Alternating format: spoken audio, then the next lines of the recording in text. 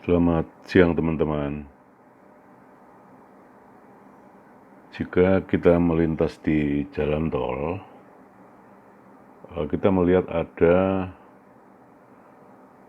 jalan yang menggunakan material aspal dan ada pula yang menggunakan beton. Lalu kenapa ada ya perbedaan jalan tol yang menggunakan aspal dan beton ini? Dan kali ini kami sedang melintas dari ruas tol, tepatnya di exit tol Bandara Solo menuju exit tol Palur atau Karanganyar, dan kami akan membagikan informasi ini kepada teman-teman. Seperti kita lihat di sini ada sebagian jalan yang dibeton, ada sebagian jalan yang diaspal. Mungkin sebagian di antara kita masih ada yang belum mengetahui alasannya, dan kami akan mengupdate mengenai informasi ini untuk menambah atau melengkapi informasi yang sudah disampaikan oleh teman-teman terdahulu. Dan saat ini kami sedang menuju ke timur, tepatnya pada siang hari menjelang makan siang. Dan ternyata pengelola ataupun saat membangun tol itu ada alasan kenapa bagian jalan ini menggunakan beton, kenapa yang lain menggunakan aspal. Kedua material jalan itu mungkin terasa berbeda saat kita lintasi atau dilintasi kendaraan karena sifatnya yang lentur maupun keras. Lantas apa yang menjadi pertimbangan pengelola jalan tol memilih material tersebut? Mengutip informasi dari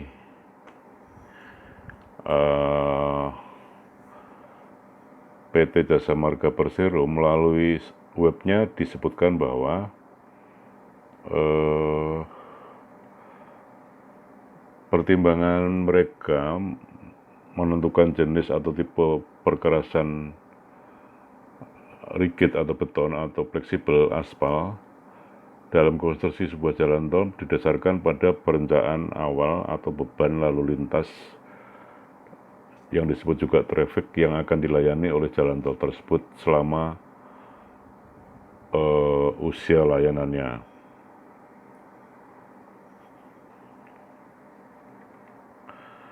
Selain itu, alasan pengelola juga menggunakan material aspal atau beton ternyata berdasarkan pertimbangan dari kondisi tanah di sekitar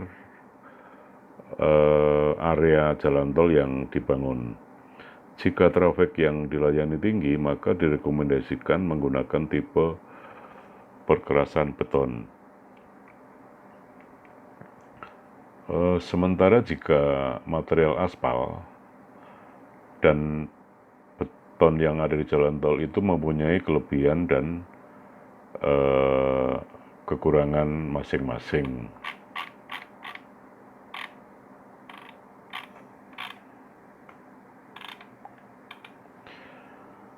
Saat ini kami terus melintas ke arah timur dan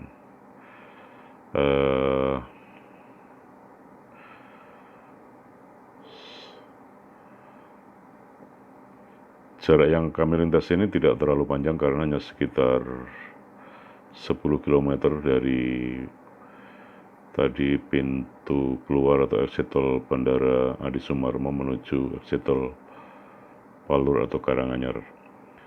Dan siang ini kondisi juga cukup sepi karena beberapa kali kami melintas memang kondisi ini sudah terasa sejak pandemi COVID-19 bulan Maret tahun 2020. Dan saat ini jalan kami lintasi adalah aspal, kemudian beton, dan kemudian aspal lagi. Dan sekarang ini juga beton lagi.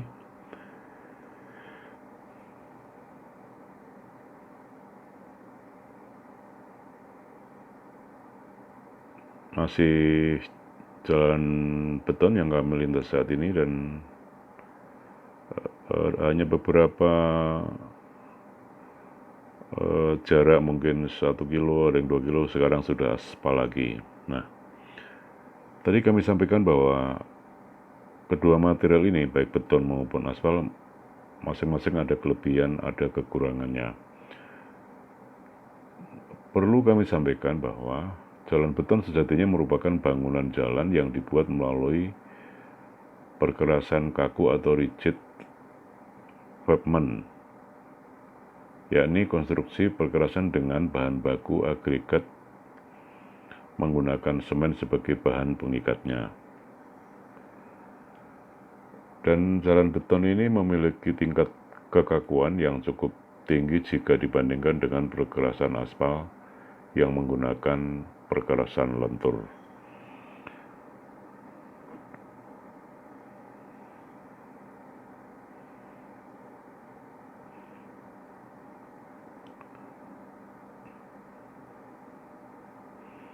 Saat ini kami terus berjalan menuju timur, dan sedikit lagi akan tiba di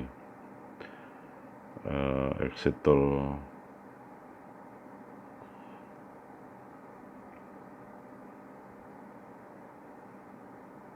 Kota Solo. Setelah tadi sebelumnya adalah exit tol Bandara Adi Sumarmo yang tidak jauh dari exit tol juga Kartasura.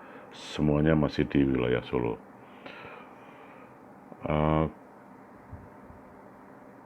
Hal yang lain bahwa jalan beton dinilai jauh lebih unggul dan bahkan lebih mampu menahan beban yang lebih besar. Itulah mengapa di jalan-jalan tol kita sering menemui bagian atau segmen yang di beton dan sebagian lainnya di aspal.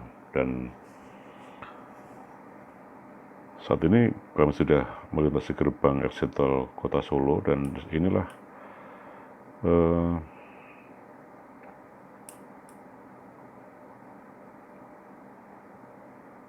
salah satu jembatan juga yang menuju ke Kota Solo. Dan jika keluar exit tol ini adalah menuju sampai Klodran, dan nanti akan melintasi tidak jauh dari kediaman Presiden RI Joko Widodo.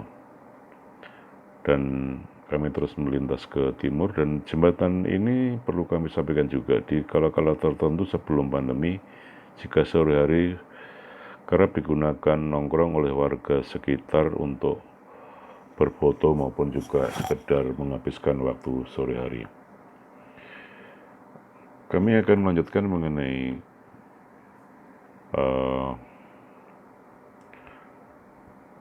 perbedaan jalan tol bermaterial beton dan aspal tadi.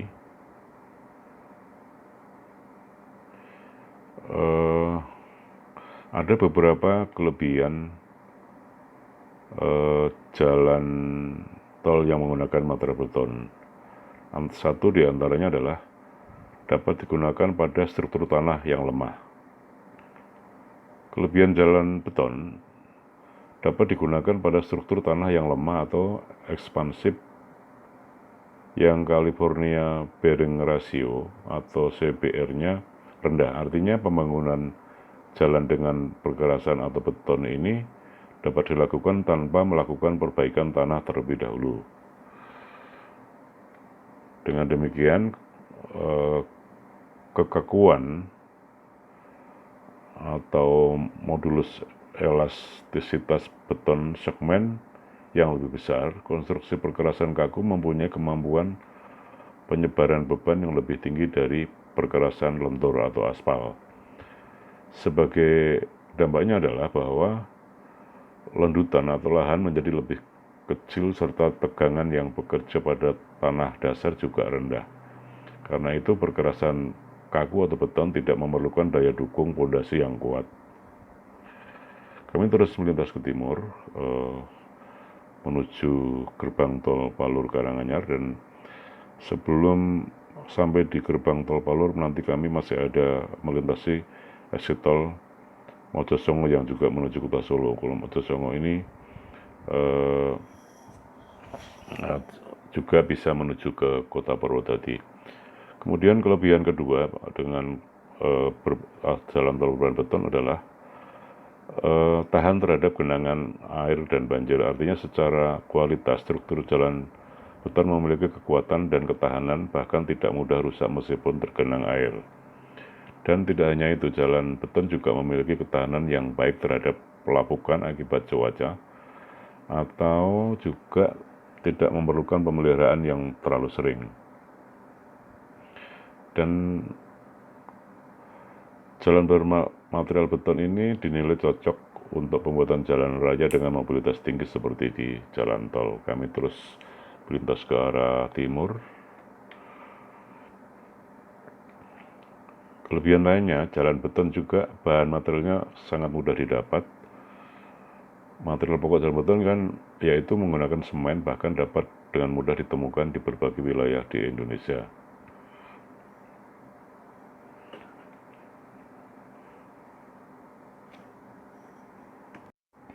Kelebihan lain jalan tol adalah biaya perawatan lebih murah dibandingkan jalan aspal.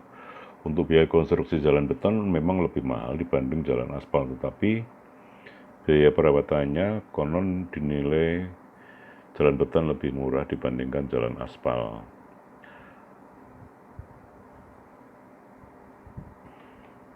Kemudian kelebihannya lainnya bahwa jalan beton direkomendasikan untuk jalan yang lalu lintasnya padat dan muatan maksud kami kendaraan berat dengan muatan yang cukup tinggi. Biasanya jalan tol ini digunakan, maksud kami jalan beton digunakan untuk membangun jalan tol, dan jalan beton utamanya sangat direkomendasikan bagi pembangunan seperti jalan atau jembatan yang umumnya memiliki lalu lintas kendaraan yang padat.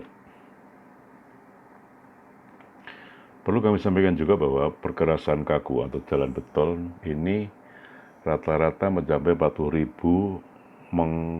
mengonversi megapascal atau MPa, atau 10 kali lipat dari perkerasan aspal yang hanya berkisar 4.000 MPa.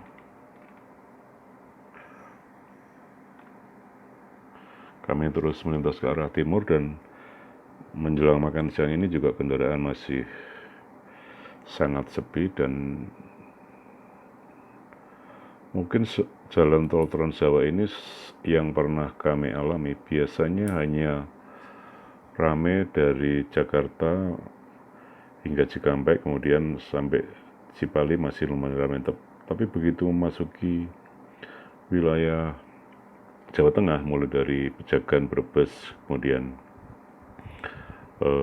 Tegal, Batang hingga Semarang, biasanya arus kendaraan cukup sepi, terutama sejak pandemi COVID-19 Maret 2020, dan kami terus mengarah ke timur.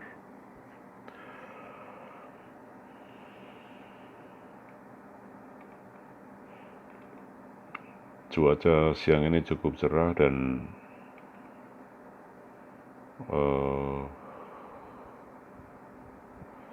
kami saat ini sudah tiba di gerbang tol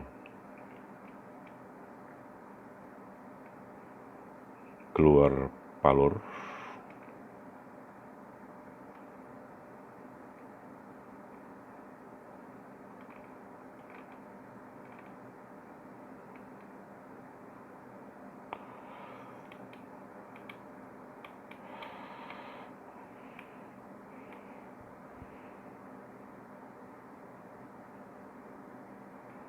Terus sedikit lagi akan tiba di gerbang tol keluar Palur atau Karanganyar, dan nanti kami akan berakhir di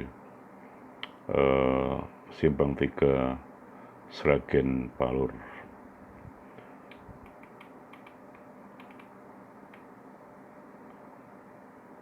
Dan ada anggapan bahwa material beton juga dianggap kalangan tertentu berbahaya buat pengemudi sebab membuat ban meletus. Ternyata menurut salah satu pabrik ban di Indonesia, anggapan itu tidak benar, bahwa kemungkinan ban menjadi aus karena melintasi jalur beton, namun tidak tidak meletus, dan bukan satu-satunya meletus karena akibat jalan beton. Dan saat ini kami sudah melintas di gerbang tol Palur, dan nanti akan berakhir di Simpang 3 Sragen Palur atau Karanganyar. Demikian teman-teman informasi yang dapat kami sampaikan. Mudah-mudahan bermanfaat. Terima kasih. Sampai jumpa.